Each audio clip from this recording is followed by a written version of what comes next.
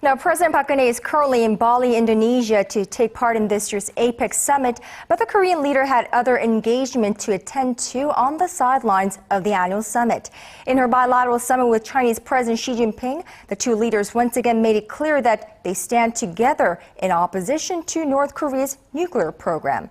Arirang News presidential office correspondent Eoh Jin-joo is traveling with the president, and she follows us this report from the tropical Indonesian island. President Park has asked China to persuade North Korea to make the right decision and give up its nuclear ambitions. During a bilateral summit with Chinese President Xi Jinping ahead of the official opening of the APEC summit on Monday, President Park stressed that Pyongyang should not put everything it has into nuclear development when so many North Koreans are suffering from chronic malnutrition.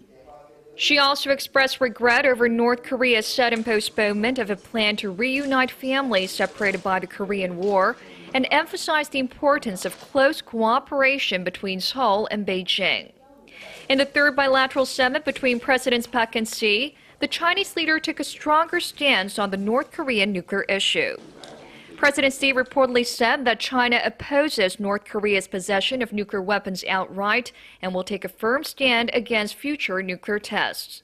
A high-ranking Korean government official told reporters that the Chinese president also pledged to abide by UN Security Council resolutions against Pyongyang.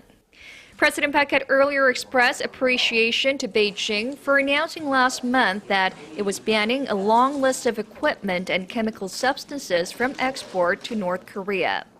President Park also held a bilateral summit with Canadian Prime Minister Stephen Harper, where the two sides agreed to work towards signing a Korea-Canada free trade agreement by the end of this year.